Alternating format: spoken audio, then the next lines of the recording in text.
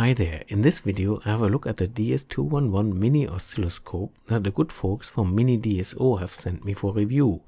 I did not pay for it, so I mark it as a promotion, but for my previous reviews you know that this doesn't stop me from sharing all my findings with you.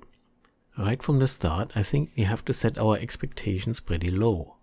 200 kHz bandwidth, 1 million samples per second, so that's just 5 samples for 200 kHz and only one channel. But at least it has a signal generator of sorts. It comes in a nice cardboard box and I have not seen it yet. Let's find out together what a DS211 looks like. A user manual, not too thick, some card, safety rules and how to do a firmware upgrade, and there it is. Very small, thin and light. But the box does not feel empty. Let's get that tray out, and that's not easy. Why is there no tab or something to lift it? Nicely arranged, we have a probe, apparently with the usual accessories and a USB charging cable. I decided to give it some charge first. You may have already spotted that the DS211 uses MCX sockets. This led me to examine the probe closer, and yes, it has an MCX connector instead of a standard BNC. That is rather unusual. Let's see how well it fits. Not too bad actually. It clicks in very reassuringly. A solid connection, no wobbles or anything regardless of moving the unit around. Only one problem, how to connect to the signal generator. There isn't a second cable in the box and no adapter either. I had no choice than to buy an MCX to BNC adapter myself. Would it really have cost that much to include one in the box? The DS211 costs around £95 or about $120 last time I checked, and I think for that price I expect to be able to use the signal generator without buying an adapter. Anyway, I bought mine from this eBay seller, which was delivered promptly. I bought two because I wanted to see if I can convert the DS211 to a standard BNC for both probe and signal generator that way. Let's see how that adapter fits into the output for the signal generator. It fits okay, but even without a BNC cable connected, the scope will no longer lie flat on the table. The spacing is far enough that you can even fit two adapters to both sockets, but that is without cables. A standard eBay scope probe just fits, but it doesn't look very stable. Another option is to use one of these BNC to alligator clips cables. This is a lot less wobbly, and again, would it have killed them to include one of these in the box for that price? After all these connectivity problems, let's finally turn the thing on and see what it can do. For the first test, I decided to use a known good input signal in form for the signal generator built in my DS212S. The generator is set to 1 kHz square wave 5 volts peak to peak and connected through the probe to the DS211. Turning the unit on, by the way, there's still the protective film on the display. Wow, that was fast. Let me go back for a moment to the boot screen.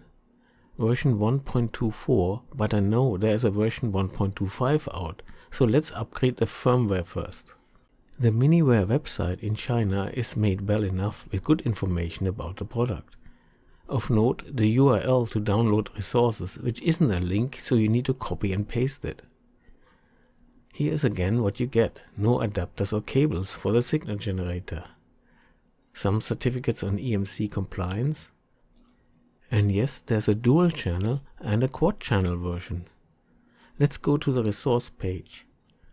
That one looks a lot more Chinese.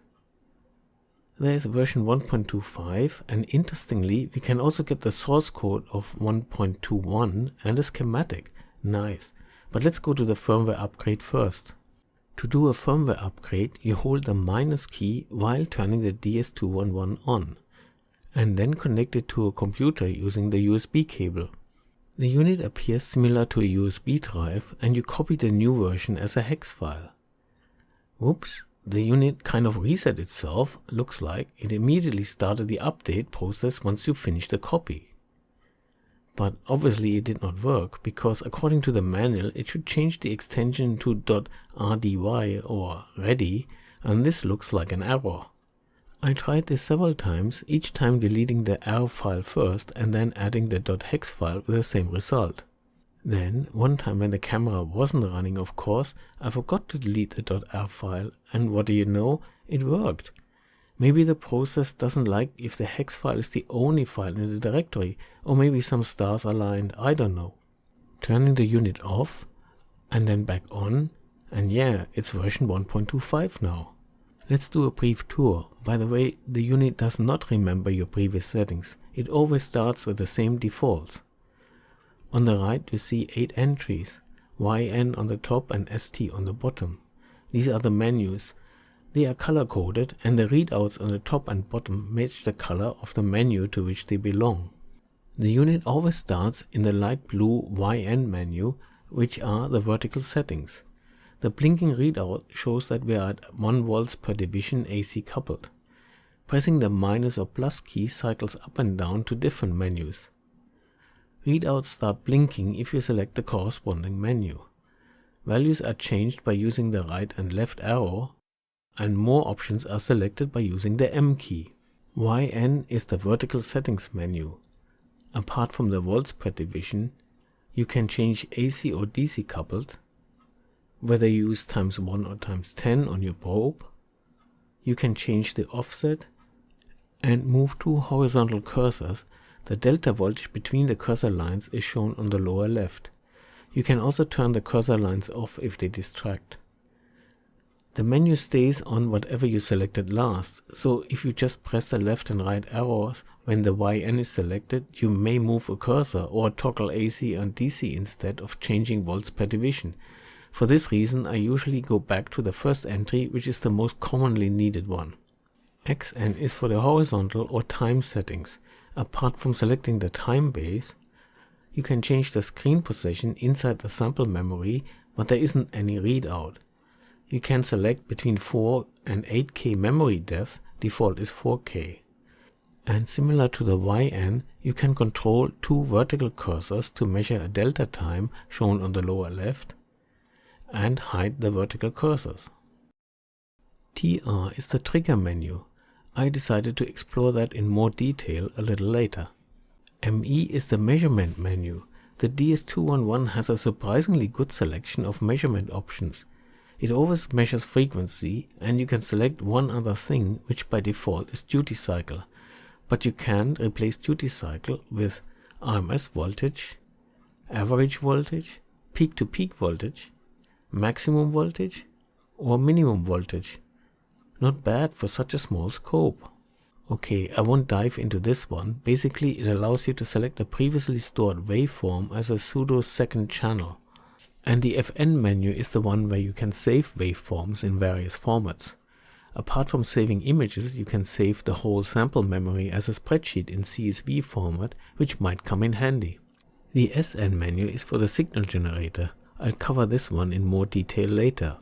Finally, in ST are the system settings. Backlight intensity, auto calibration and restore, more about that in a moment. Standby determines how long before the display gets dimmed. Power off determines the auto power off time. Auto power off is disabled when you plug in a USB port. The manual is quiet about what calibration does and how to use it. I assume it's like the one for the 01 HTS272, where everything has to be unplugged. But the waiting for calibration message makes me wonder if the unit is expecting something from me. Anyway, I suppose it means it's done, and I guess I should save it. Unlike with the 01, I did not notice any difference in the DS211 before or after calibration. Restore is a mystery and the manual doesn't help at all. My best guess is it does restore the default settings without a power off cycle. For this test I have changed the volts per division to 5 volts while the default is 2 volts. As soon as I hit the play button, that 5 volts gets changed back to 2 volts. And then it brings the same save option as the autocal. Not sure why, but let's go with it. To explore the trigger menu a bit further, I created a nice, reasonably complex signal. Note the different sizes of the rising and falling edges. I paused the video for a moment to explain that the DS211 has a trigger sensitivity setting which determines how much of the rising edge it wants to see to trigger. This is shown on the upper right in green as plus minus 920 millivolts. This is apparently measured from the trigger level called threshold in the DS211, which is the green dotted line, which is set to just below minus 1 volt. Sadly, there is no readout and you have to eyeball the triggered threshold value. At the moment, the DS211 triggers on the large rising edge because the rise from the green dotted line is just shy of one division, that is above 920 millivolts but less than 1 volt, and therefore okay to trigger. The trigger menu is set to sensitivity, so the right arrow will increase it. Increasing the sensitivity value actually makes it less sensitive, but anyway, with 1 volt, the DS211 switches to the other rising edge. Now that edge itself jumps less than 1 volt, but apparently the DS211 counts it from the green trigger threshold line, as confusing as that might be. Reducing the sensitivity makes it jump back to the other edge. So trigger sensitivity works, but I find it rather confusing. It seems easiest to keep it at its default value, which is 40 millivolts, and just use the trigger threshold if possible. Trigger modes next. By default, the DS211 uses auto, which means it overshows a trace whether there's a signal or not, similar to the O1 on the left, which is also in auto mode. In norm or normal mode, the DS211 updates the screen with every trigger. If there isn't a signal anymore, the last captured trace remains on the screen. If the signal resumes, it would again be updated automatically with every trigger. In single mode, the DS211 waits for a trigger as with norm, but stops after one acquisition and the trace remains frozen on the screen. You can initiate another acquisition manually with a play button. Lastly, there's scan mode, but I'm not sure why. For me, it seems to behave the same way as auto. You may recall that the XN menu offers a choice between using 4K or 8K sample memory, and you may ask, with 8K available, why would anyone choose 4K? Yet 4K is also the default. Well, it takes time to fill 8K, and you can see the delay between the O1 and the DS211. Now, with 20 milliseconds per division, that becomes really obvious. The slower the time base, the more sluggish the DS211 becomes in updating the trace. It's only the trace, the menus remain as responsive as ever. The problem is so obvious because unlike the O1, which updates the screen as the memory is filled, the DS211 waits until the memory is full and then updates the screen. So for slow signals, selecting 4K memory option makes the delay slightly more bearable. I say slightly because even with 4K sample depth on both the O1 and the DS211, it is rather painful to watch a changing signal, in this case a cyclic frequency sweep from 5 to 20 Hz in 15 seconds.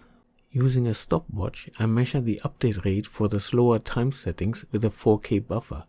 At the slowest setting of 2 seconds per division, you have to wait 2 minutes and 44 seconds before the update appears. Double that if you use the full 8K buffer. Okay, enough of very low frequencies. How about 200 kHz? Sine? Not much is left of the sine curve. Lowering to 150 kHz and it's slowly getting better. Lowering further to 100 kHz and the individual points that make the sine curve are still quite visible.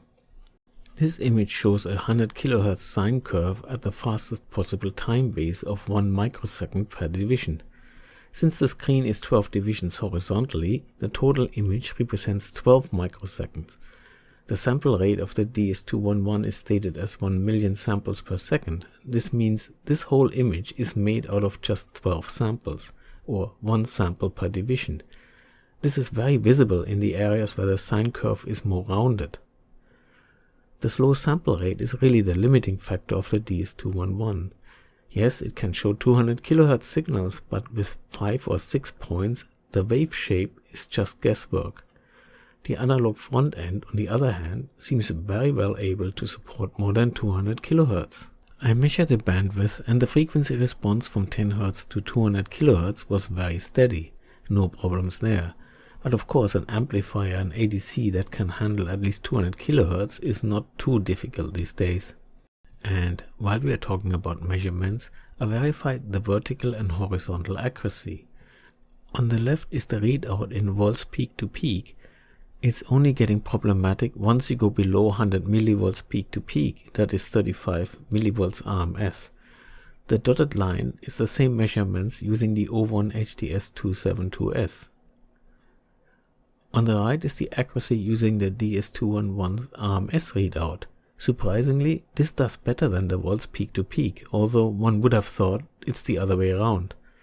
There is no comparison with the O1 because that hasn't got an RMS readout. There isn't a graph on horizontal accuracy because it was spot on in all time settings.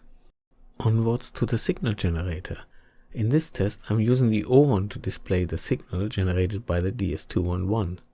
By default it's set to 10 kHz and a positive rectangular waveform. The signal generator is always on, there's no off button and the amplitude is fixed.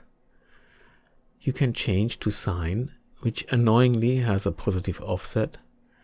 Same for triangle waveform and a sawtooth waveform. And that's all there is in waveforms. For the rectangular wave, you can change the duty cycle between 10 and 90%. For other waveforms, this has no effect. Frequency can be changed in steps 1, 2, 5, from 10 Hz to 1 MHz, which is nice. I checked the frequency accuracy and it was spot on in all settings. The rectangular waveform from the DS211 has impressively sharp edges, about 5 nanoseconds rise time and about 6 nanoseconds fall time. For comparison, the O1 signal generator in the HDS272S needs about 28 nanoseconds for both, but with less of an overshoot. Sadly, the manual is silent regarding the output impedance of the generator to be able to compensate. I tried to get an idea using this setup. The generator output is displayed on the O1. With a 600 ohm resistor across, the voltage still seems unchanged and the signal looks good. But with 500 or even 400 ohms, you can see the signal peak is capped. Trying a few values, and about 600 ohms is the lowest value you want to load the signal generator with. By the way, have a look at the DS211 when I plug in or remove the resistor. The input is open. You can definitely see the trace being more wiggly when the signal generator is loaded with 600 ohm. So there is some influence of the signal generator on the scope part, possibly through the additional power drawn by the loaded generator. And that ties in with other observations. You may have already noticed yourself that in some shots the trace in the DS211 seems sometimes a bit unsteady compared to the O1. There's a slight jitter here that isn't in the signal and only apparent in some of the time-based settings. It might well be interference from the signal generator, but it doesn't change significantly when I change the signal generator frequency or waveform, so it might just be an artifact of the way the sampling memory is displayed in some time-based settings. To add to the woes, here is the DS211 at its most sensitive setting with the input shortened. And even at 100 volts per division, which is the maximum possible, and with shortened input, the thing is still not able to display a completely steady trace. To continue with annoyances, here is the probe in ×1 mode displaying a 1 kHz rectangle signal. If I switch the probe to ×10, the signal gets 10 times less as expected, but look at the shape of the rectangles. Actually, this is fairly normal and it happens with most scope probes when you use them for the first time. It's a sign that the probe still needs to be compensated or aligned with the scope input. The only problem, this probe has no trim capacitor to do the compensation. The probe that comes with the DS211 is nearly identical with an inexpensive P6100 eBay probe like this one apart from the grey color. These probes have their compensation trimmer at the BNC connector end. There's a little hole to adjust it. One may easily speculate that someone chopped off the BNC connector end of a P6100 and replaced it with that MCX connector, not realizing that in doing so there was no longer a way to do compensation. What were they thinking in supplying a probe that can't be compensated? Using the adapter, which you have to buy extra, did I mention that? You can and in fact should replace that terrible probe with a P6100, setting you back another £7 or so. And switching it to ×10, and after adjusting the vertical sensitivity, the rectangle signal is again distorted, but not as bad as with the original probe.